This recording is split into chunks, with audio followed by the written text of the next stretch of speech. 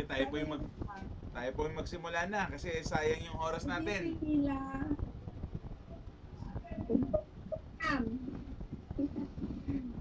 Okay, tayo po yung magsimula na kasi sayang yung oras natin. So, magandang gabi po sa inyo. Welcome to Light of the Mountain Church of the Nazarene Friday Night Prayer Meeting. This August 25, 2023 at ilang araw na lang po, September na. Ibig sabihin po nun ay magsa-celebrate na po tayo ng Christmas natin. So, September or Burr months, start na. Kinilala ang Pilipinas na pag Burr months na is nag-start na po ng celebration ng Christmas sa bansa natin. So, ngayong Agosto po is buwan ng wika. So, kaya tayo ay susubok na mag-Pilipino or mag-Tagalog sa ating prayer meeting sa gabing ito. Kung kakayanin natin. Ang problema, hanapan ko nga ng hindi, okay na, wag na tayo masyado mag-Tagalog, mahirap pala. So again, magandang gabi po sa ating lahat at ako'y nagagalak sa inyong pagpunta at pagsama sa gabing ito. Thank you for joining us in our ministry in our local church, and may God bless you for your dedication, for your commitment, and for your time sa gabing ito. Tayo po yung manalangin. Panginoong Hesus, maraming salamat sa gabing ito. Thank you for your blessing. Thank you for your protection, for your guidance, and for your provision into our family and into ourselves, Lord Jesus. Lord Jesus, as we give you glory, honor, and praise, may we embark on this journey to know you more deeper and to have a stronger bond and faith and fellowship in your loving arms, Panginoong Hesus. Lord, protektahan niyo kami, gabayan niyo kami, and heal us, Lord. Touch our body and may we found favor in your sight. Lord, we give you glory, we give you honor, we give you praise because you are worthy to be praised and adored. We love you, Lord. In Jesus' name we pray. Amen and amen and amen. So again, magandang gabi po sa inyong lahat. Bago po tayo sumapak sa ating pag-uusapan sa gabing ito, is tayo po ay magbigay muna ng pagpapalakas loob or Thanksgiving or praise report sa gabing ito. Meron po ba kayong gustong i-share na praise report or Thanksgiving? Pwede niyo pong buksan ang inyong mga mikropono at i-share niyo po sa atin yan para po magbigay ito ng kalakasan sa atin sa gabing ito. Meron po ba gusto mag-share? Ako meron. Okay. Nandito ako sa Davao. Araw-araw po natatanggap. Kasi kain kami doon, kain dito. Sana all. Sobrang lumalaki na ako ngayon. Sana all. Nadagdagan ang weight ko, kaya praise God, nakauwi ako. Sharing kami ng mga kapatid ko. Ngayon, kumakain kami. Lumipat na ako ng pwesto para makasali. Praise God for everything. Okay, thank you, Mami, for sharing your praise report. Good evening, Ma. Good evening, Pa. Faye, Ate Grace, Mami, and Ate Mila, and sa mga nakikinig pa sa atin sa ibang pamamaraan. Okay, again, good evening po sa atin lahat. So, thank you po. Ako naman, ang praise report ko ay consistent naman ako sa diet and exercise ko. So, pumapayat na po ako. Kahit paano, dahan-dahan. Mabilis ako pumayat nung past weeks, but ngayon po ay medyo matagal na kasi medyo mga stubborn fats na yung binabawas ko. Nagpapasalamat ako sa Panginoon na kahit paano ay nakakatulong to sa akin to be healthy, to be strong. Although may mga iba-ibang problema katulad sa kuko ko sa hinlalaki sa kanan, tapos yung tuhod ko sa kaliwa, tapos yung wrist ko sa kaliwa, yung finger ko sa middle finger ko sa kanan, tapos yung lalamunan ko, yung uvula, yung tonsil ko ay may mga problema. Sama mo pa minsan ng sakit sa likod, but I praise God even if may nararamdaman ako. Minsan natatakot ako, nagpapasalamat pa rin ako sa Panginoon dahil hindi niya ako iniiwan, hindi niya ako pinapabayaan. Nagpa-check up ako yesterday sa ENT at sinabihan ako ng due for operation ako o kailangan operahan, wala daw gamutan, wala daw ibang pwedeng paraan kundi surgery lang, and ang gagastusin is 150,000.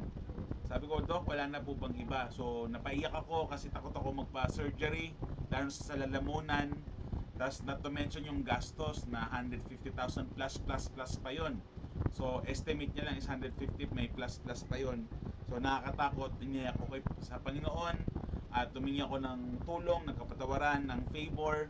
And I'm praying to God na mabigyan niya ako ng healing. And kaya nga sabi ko, kahit na maraming pinagdadaanan, nagpapasalamat pa rin ako sa ating Panginoong Isus dahil kahit ganun ang nangyayari, He still provide for our family, He still protect me, He still use me, and He still, I know that He will heal me by the faith of myself and others na nagpe-pray sa akin. So maraming salamat po sa mga taong nagdadasal sa akin, sa aking kagalingan dito kasi elongated, masyadong mahaba ang uval ako at kailangan sunugin para lumiit, bawasan at yung tonsil ko is lumaki na, lumapad na kailangan tanggalin. So tatanggalin ako ng tonsil para discomfort na nararamdaman ko. So but regardless of that, nagpapasalamat ako dahil I know God will protect me, God will provide for me, and God will heal me in the name of Jesus Christ our Lord and Savior. So nagpapasalamat po ako sa mga tao na nagdadasal po para sa kalagalingan ko. So thank you po sa inyong lahat. So yun po ang aking praise report. So maraming salamat kay Mami. Meron pa po bang gustong humapol na praise report or Thanksgiving? Sige po, kung meron po, paki-open mic nyo na lang po para po maano tayo. Hey Aubrey. Okay. So kung wala na po, tayo po idadako sa... Ikaw ate, meron ka? Okay, sige. So tayo po ngayong gabi po ang ating pag-uusapan. Mute natin si Aubrey. Yan. So ang ating pag-uusapan po ay makikita natin sa Jeremiah chapter 17. Mute. Jeremiah chapter 17. Ulitin po natin, makikita po natin ang pag-uusapan natin sa Jeremiah chapter 17 verse 14. Jeremiah chapter 17 verse 14, and it says, "Heal me, Lord, and I will be healed. Save me, and I will be saved, for you are the one I praise." Panginoong Isus, maraming salamat ulit sa inyong salita. Gabayan niyo po ang bawat isa sa amin sa gabing ito as we give you glory, honor, and praise. We love you, Lord. In Jesus' name we pray. Amen. So again, Jeremiah 17 verse 14, "Heal me, Lord, and I will be healed. Save me, and I will be saved, for you are the one I praise." Ano po ba ibig sabihin nito? Sinabi niya dito is, "Heal me, O Lord, and I will be healed. Save me, and I will be saved, for you are the one I praise." Dahan-dahanin po natin ang heal me. Sabihin po nito ay meron po siyang, ang prophet Jeremiah ay may nararamdaman, or sa konteksto po natin, ang konteksto po kasi nito is, sabi ni Jeremiah dito, is the heart is deceitful above all things. Ulitin po natin, the heart is deceitful above all things. Ibig sabihin po noon, wag po natin sabihin follow your heart, follow your dreams, because ang puso po at ang ating pag-iisip ay deceitful. Kaya nga po yan yung ginagawang foothold ng kalaban sa atin. So kaya dapat the will of the Lord. Trusting the heart is just another way of trusting man. To this point, the prophet Jeremiah has given some reason to be cautious about the inclination and direction of the heart. He knows how the evil heart of men of Judah had led them astray. Bakit niya po nasabi ito? Because in the context po ng Jeremiah 17, sa buong chapter po ng 17, ay nagkaroon po ito ng problema. Sabi dito is, Judah's sin is engraved with an iron tool, inscribed with the flint point on the tables of their heart, and the horns of their altars. Even their children remembered their altars as an Asherah post beside the spreading trees and the high hills. At marami po nangyari ito. Pero ang sinabi ng Panginoon sa verse 5, "This is what the Lord says, Cursed is the one who trusts in man, who draws strength from mere flesh, and whose heart turns away from the Lord. That person will be like bush in the wasteland and will not see prosperity when it comes.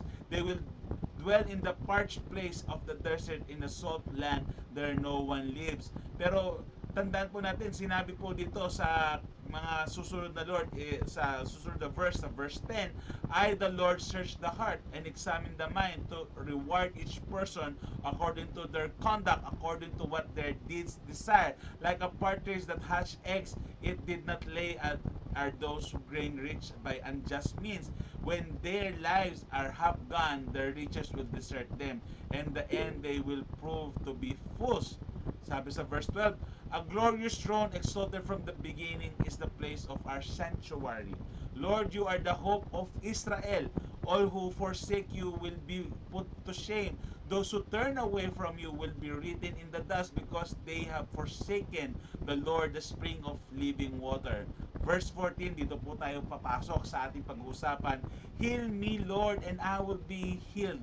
Save me, and I will be saved, for you are the one I praise. They keep saying to me, where is the word of the Lord? Let it now be fulfilled. I have not run away from being your shepherd. You know I have not desired the day of despair. What passes my lips is open before you. Yan yung pinaka konteksto natin.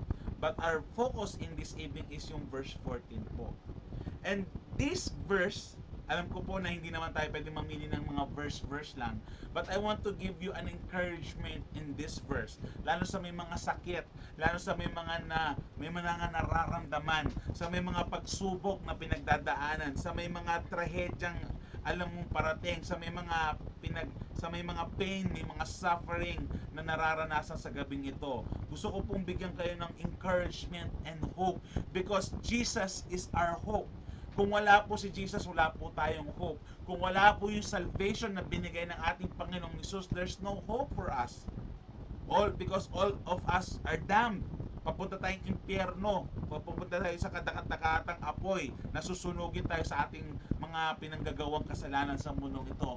But praise be to God for the glory of the Lord Jesus, for His saving faith, for what He did on the cross for you and for me, that we have been saved by our faith when we declare that Jesus Christ is Lord and when we believe in Him. Sabi sa John 3:16, for God so loved the world that He gave His only begotten Son, that who shall ever believe in Him shall not perish but have everlasting life. Because of what Jesus did on the cross, we have been saved. And ito po yung verse na gusto kong i-share sa inyo sa gabing ito because of this encouragement, because of this motivation, and this hope by our faith. Sabi, heal me, Lord. Kung may nararamdaman ka sa inyong sarili, declare it to God, heal me, Lord. I-declare natin yan, mga kapatid, heal me, Lord, and I will be healed. Tandaan po natin yung faith po. Kung maalala nyo yung may mga sakit, by their faith, not by their sight, but by faith they are healed. Because of their faith, they are healed.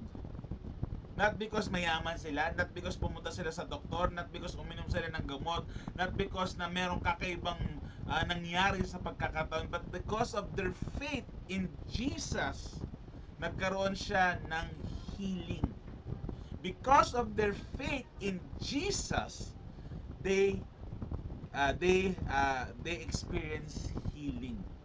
So when we are sick, declare to God, heal me, O Lord. Pero syempre, yung declaration mo, dapat may faith. And yung faith na yon is hindi lang faith by mouth, hindi lang faith by mind, but by faith in our heart and our relationship and our belief in Jesus Christ. When we declare that, Lord, heal me, dapat natin panindigan, dapat natin paniwalaan yung sinasabi natin. Our faith can move mountains like a mustard seed of faith can move mountains. The faith of yung may sakit, nagdudugo na babae na for 20 or plus many years na hindi tumigil yung pagdudugo niya. Once he touched Jesus, because yung faith niya is if only I can touch Jesus, only even if it's the rope, only yung damit niya lang, kahit mahawakan ko lang yung damit niya, alam ko gagaling ako. Ganon katibay na faith po yung pangangailangan natin pag meron tayong pinagdadaanan. And I want to give you this encouragement and a challenge at the same time.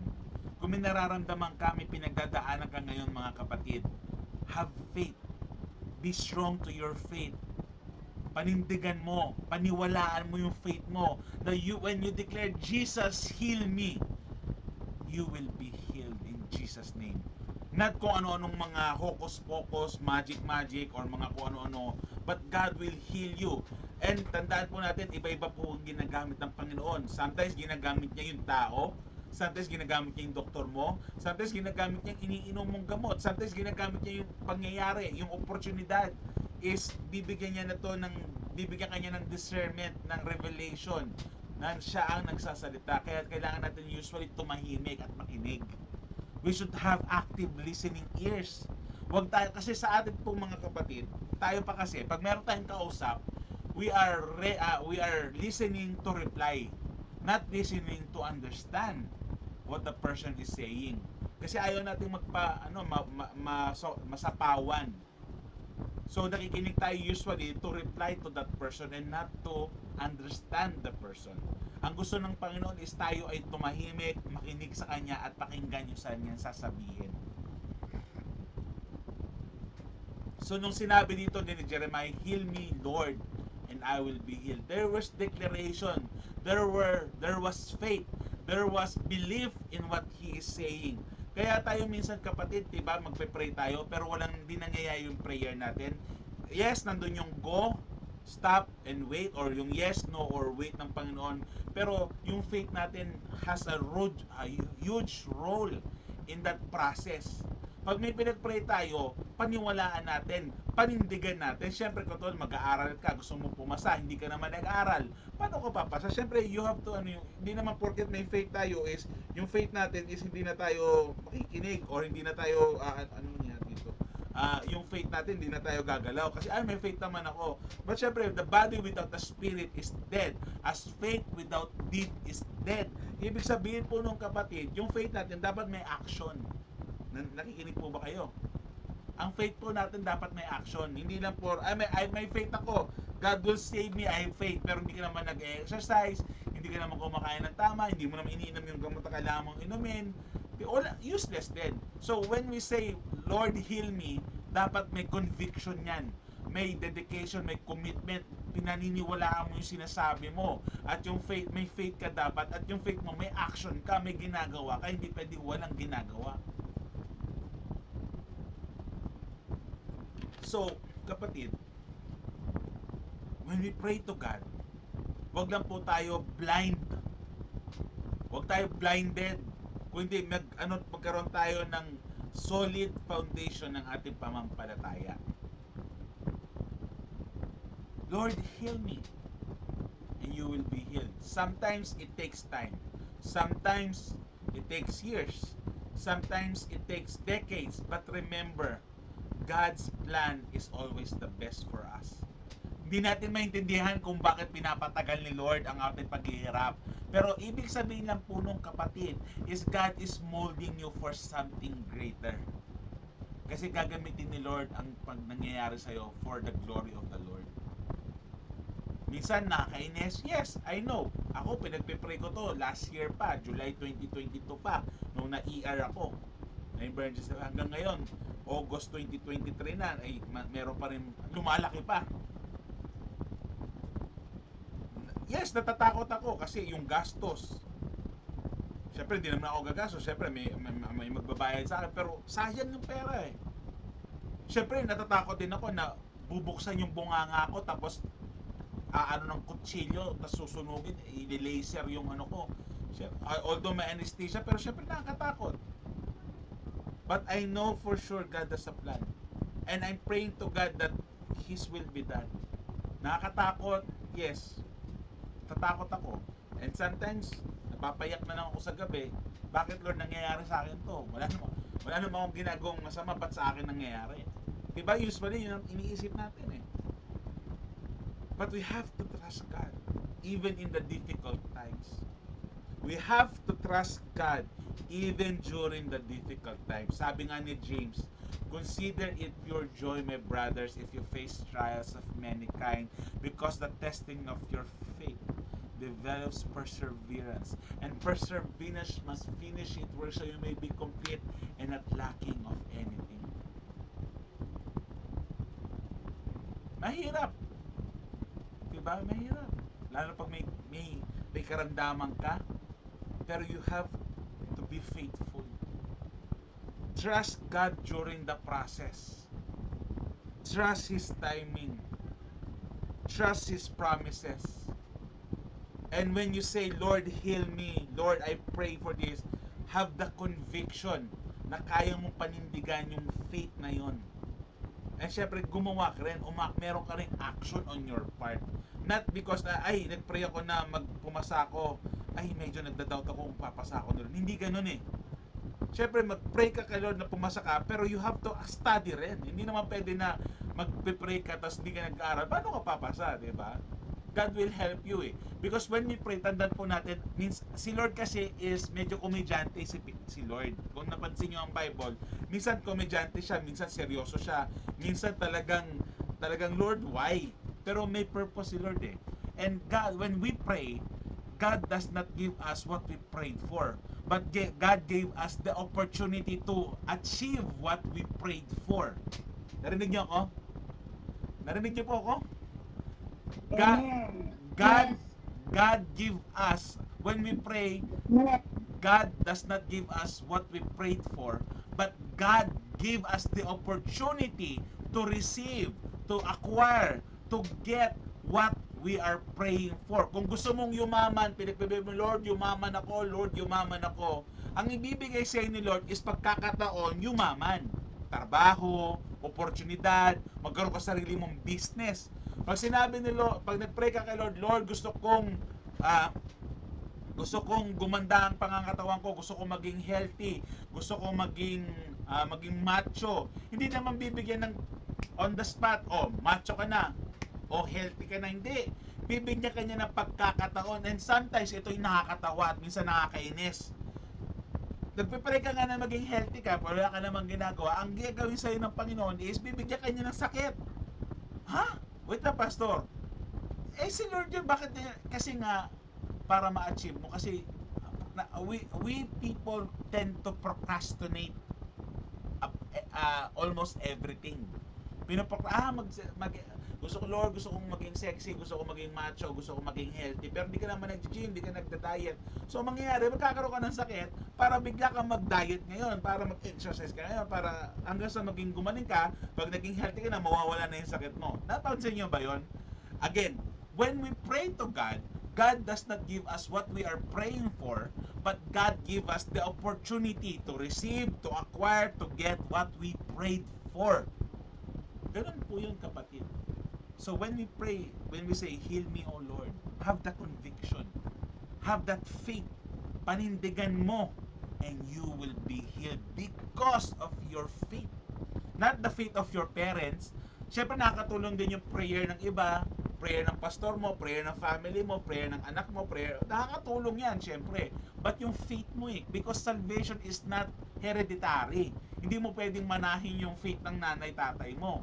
It is individual. You have to cultivate your faith. Sabi nga ng pastor natin, si senior pastor, Reverend John Ray Bonos, is, pag may tinanim ka, yun ang, kung ano tinanim mo, yun yung aanihin mo. Diba? Ganon din sa mga saying ng mga leaders natin, mga leaders.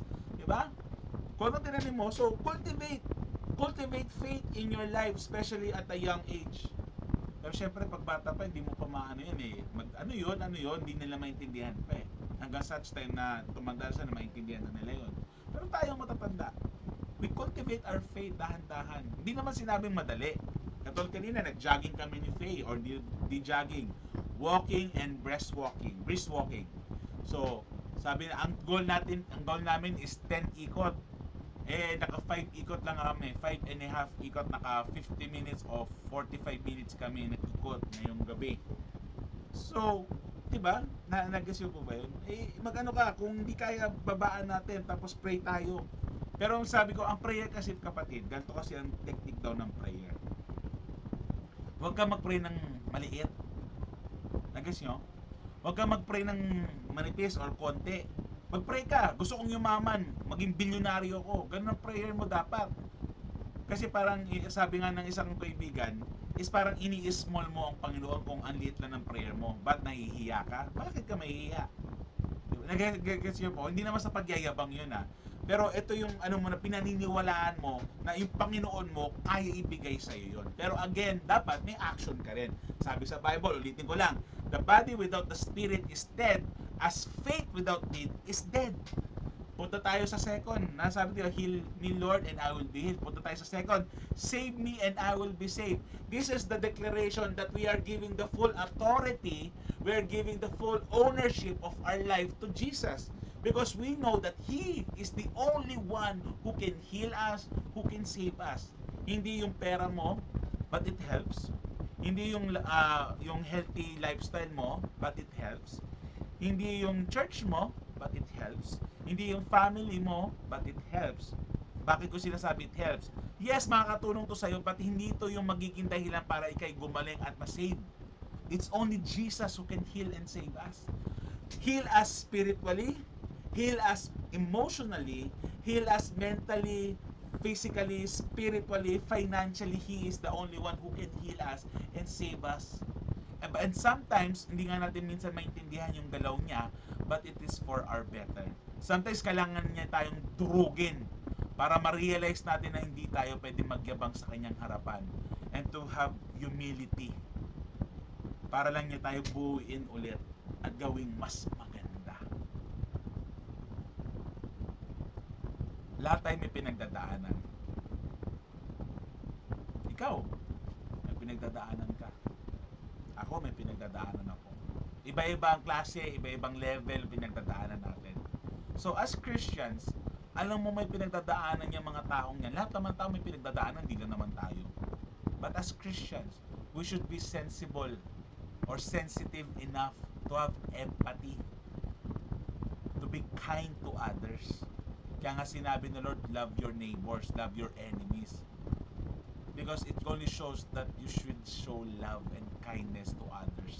Iba-iba pinaglalabanan natin Hindi naman tayo pare-parehas ng level ng kunyari, si Mami takot sa injection, ako hindi takot sa injection, pero takot ako sa surgery. Si Mami hindi takot sa surgery kasi siyempre nasa cesarean siya, di ba? Pero iba yung level nun Hindi mo pwedeng sabihin na ayun lang, ako nga, di ba? Hindi ganun We should show kindness to others. At hindi po pera natin, hindi po pangangatawan natin, o hindi yung mga kakilala natin ang makakatulong sa atin, kundi ang ating Panginoon lang. And again, God will use other people or other things to help us do sa pinagpipray natin. Sabi, heal me Lord and I will be healed. Save me and I will save.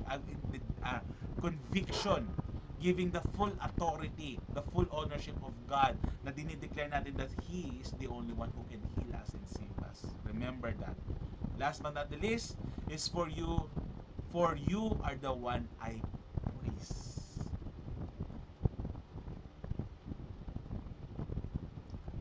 Yan lang po sinasabi ko. Again, syempre yung konteksto ng Bible verse na yan is medyo maiba, di ba? Alam naman natin yan, aminin ko. Pero itong verse 14 nito is, let me give you this chance na magkaroon ng encouragement and motivation. Itong verse 14 na to. Heal me, Lord, and I will be healed. Save me, and I will be saved. For you are the one I praise. Sino ba kailangan natin asahan? Sabi nga sa iba, wala kang aasahan kundi sarili mo, diba? Yun yung kasabihan natin. Pero hindi po, may katotohanan po yun, but hindi talaga total truth. Because pwede natin asahan ng ating Panginoong Jesus. We can trust Him. But how can you trust someone if you don't know Him? So how do you know Him? Just reading the Bible, having your quiet time, praying to God, talking to Him, going to church, asking people, di ba yung mga ministries mo, kasi yun dun magsasalta ang Panginoon sa iyo And sometimes, at the unexpected, yung ibang tao ang magiging dahilan para makausap mo ang Panginoon. Wala pong masamang kausapin ng Panginoon mag-isa sa kotse, sa bahay. Magmumukha ka lang weird, pero, di ba, kakusapin mo sa Lord is perfect, pwede naman tahimik Nagigets niyo po ba yun? Again, lahat tayo may pinagdadaanan. Lahat kayo may pinagdadaanan. Tandaan po natin na hindi natin kailangan labanan ito mag-isa because nandyan po ang ating Panginoong Jesus na handang tumulong sa atin. Pero syempre, hindi niya po tutulungan lahat ng tao. When I say, ano ko lang Ayusin ko lang, baka ma-misinterpret nyo ako. Because He only saved those who are part of His family. Lahat tayo, lahat ng tao is pwede niyang isave. Pero meron tayong isang kailangan gawin is to accept Him, to believe in Him para tayo masave. Gusto niya lahat tayo masave pero hindi niya masasave lahat kung hindi mo naman siya tatanggapin. Kaya nga sabi sa John 3:16, diba? For God so loved the world that He gave His only begotten Son. Para sa lahat. For God so loved the world that He gave His only begotten Son. Para sa lahat. But who shall ever believe in Him? Yun yung requirement. Shall have eternal life. Diba? Shall not perish but have eternal life. So, lahat niya gusto tayo i-save. Pero hindi niya masasave lahat unless tatanggapin natin siya. So, kapatid, sa gabing ito, huwag kang panghinaan ng loob. Pwede kang umiyak. Umiyak ako kagabi. Pwede kang mag-rant kahit pa paano, basta wag lang yung masamang ranting. Pwede kang humingi ng tulong. Pwede kang pat in the back, pwede kang magpa-pray, pwede kang magpa-hug sa ibang tao kung may nararamdaman kang karamdaman, may pinagdadaanan ka, pwede yun, walang masama doon. But don't give up. Trust God. Trust His process. Trust His words. Trust His promises. Because Jesus is the only way, the truth, and the life. No one comes to the Father except through Him, and He is the one who will heal us and save us. Let's pray. In the name of the Father, of the Son, of the Holy Spirit, Lord Jesus, we come to you this evening with complete humility, Lord Jesus. Lord, heal us. Touch our body, Lord, and heal us where it hurts. Be with us, Lord, my God, and guide us, Lord Jesus. We need you, Lord. Lord, help us have more faith, to strengthen our faith, to deepen our faith into you, Lord, my God. Guide us, Lord, and be with us. We love you, Lord. In Jesus' name we pray. Amen and amen. At dyan po tayo nagtatapos sa ating prayer meeting sa gabing ito, sa ating mensahe, at tayo po dadako ngayon sa mga prayer requests. Again, magandang gabi po sa ating lahat. Si Nanay Teresita nawala at si Ate Mila, baka po mahina po ang signal nila. So, ang mga prayer request po natin, pa-message na lang po kayo. Good evening, Ronald. Ang prayer request ni Mama, Papa, Gian, Rod, Cassie, Desi is good health from everyone, God's financial and daily provision, God's protection and sustaining grace to everyone, Gian's job and the Guzman family.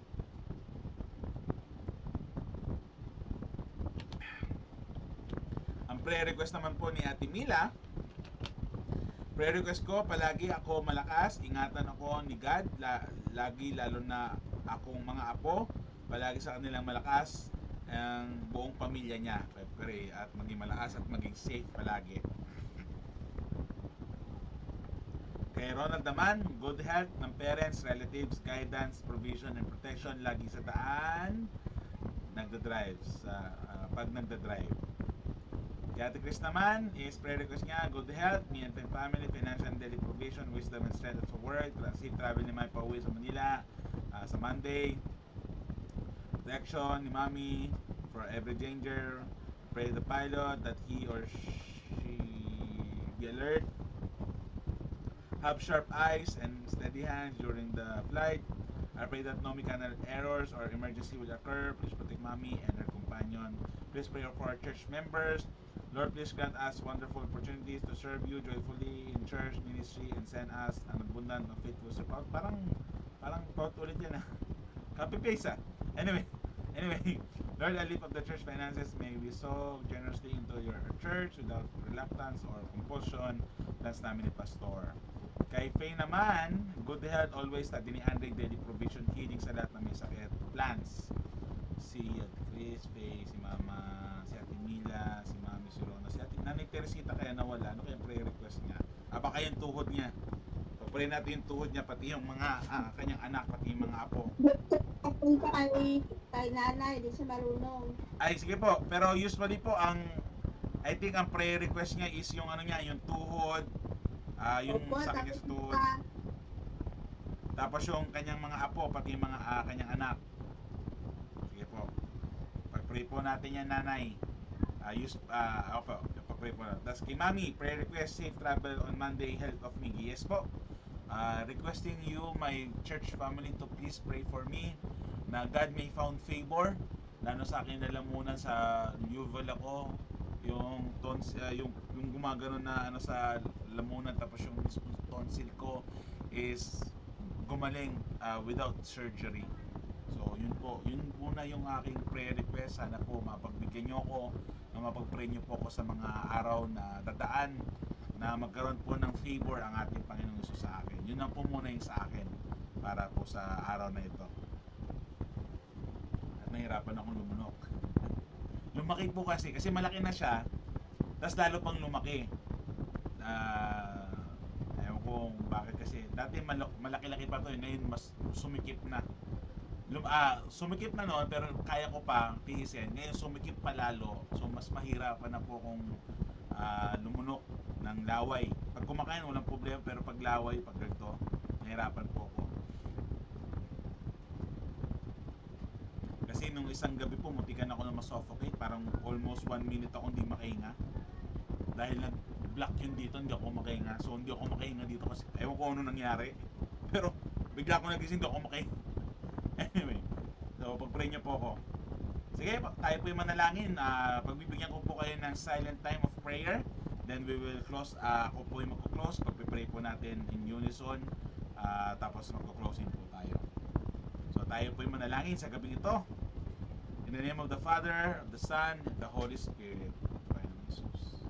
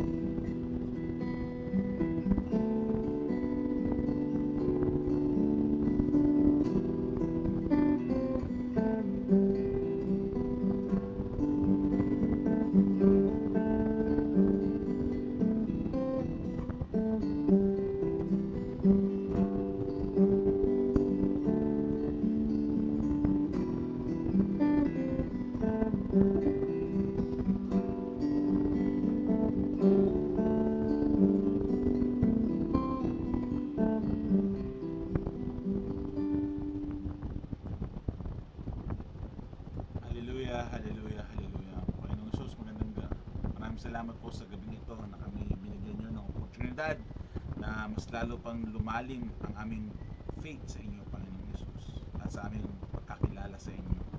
Gabayan nyo po ang bawat isa sa amin, Panginoon, na pinagdadaanan na kalusugan na problema, mga problema sa financial, may mga problema kung saan mga bagay, Panginoon Yesus, ay gabayan nyo po kami. Na yung mga kapatiran namin na wala dito, Panginoong Yesus, ay gabayan nyo po. Lord, please guide us, protect us, and be with us, Lord, because we are nothing without you and we need you, Lord Jesus. Lord, sa gabing ito, may mga prayer request po ang aking mga kasamahan, sa aking mga kapatiran, sa aming mga mahal sa buhay, ng mga prayer request. Lord, may we found favor in your sight at mapainggan niyo po ang aming mga dalangin, Panginoong Jesus.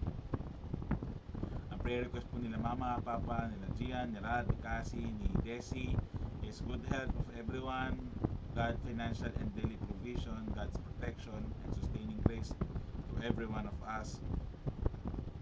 Ganun din sa trabaho ni Gian and the Guzman family.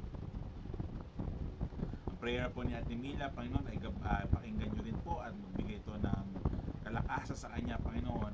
Ang kanyang request ay lagi siyang malakas, ingatan siya, Panginoong Isus, ganun din ang kanyang mga apo, mga anak, mga amo, mga inaalagaan, na sila laging malakas, at ang kanyang buong pamilya, Panginoon, at hindi siyang papabayaan, Lord, na siya ay laging healthy at malakas, Panginoon.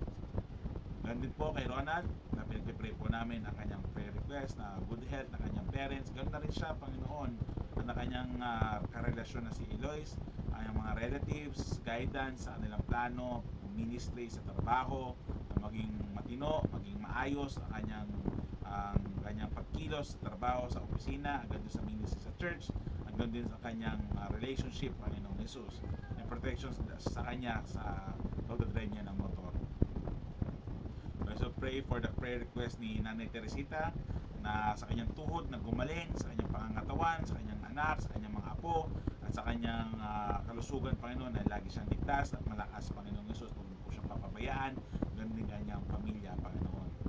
We also pray for the prayer request ni Ate Chris for good health, financial and daily provision, wisdom and strength sa work, safe travel ni Mami pauwi sa Monday, protection ni Mami during the flight hanggang makauwi sa bahay, prayer for the church members, the Light of the Mountain Church of the Nazarene, dumami pa, lumawak, lumalim, maging matibay, maging rooted at deeper pa ang aming paniniwala, at sa bawat isa tulungan na dumami pa kami in numbers and in quantity and quality, Panginoong Jesus. Tulungan nyo rin kami na magkakaroon kami NYI service sa Sunday, gabayan nyo po ang bawat isa. Ganon din po sa Lord, please grant us wonderful opportunities to serve you joyfully in the church ministry and send us abundance of faithful servant. Lord, I lift your church finances. When we sow generously into your church without reluctance and compulsion, plans nila ni Pastor, ang prayer ni Christine Faye, good health always, study ni Andre, na maging matino, maging maayos, maging matalino, maging mabait, at maging kaaya-aya ang buhay ni Andre at ni Aubrey sa inyo, na lumakas sila may takot sa Diyos, at magkaroon sila ng opportunity to serve you, Lord Jesus, like we are serving you as their parents. Ganun healing sa may mga sakit at mga plano namin, at ganun ang aming pagiging mag-asawa ni Faye, Panginoon.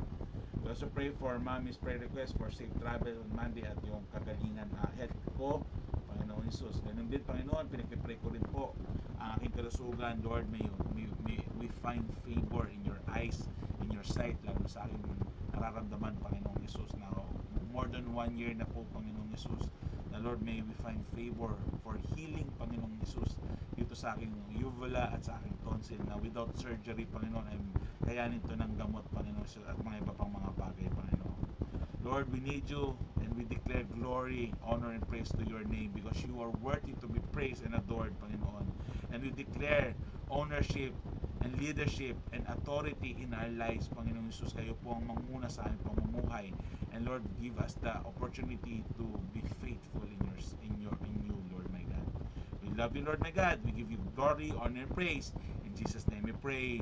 Amen. Amen. Amen and amen. Magandang gabi po. Good night po sa inyo. Maraming salamat, Ate Chris, Faye, Mama, night, Papa, Ronald, Ate Mila, Good Mami, night. at sa mga night. nanonood pa sa inyo. God bless Good po. night, Good night everyone. and stay safe. See you on Sunday po. Bye-bye. Good night. Good night. Good Good night. night, Sister Mercy. Good Good night. night. Nila.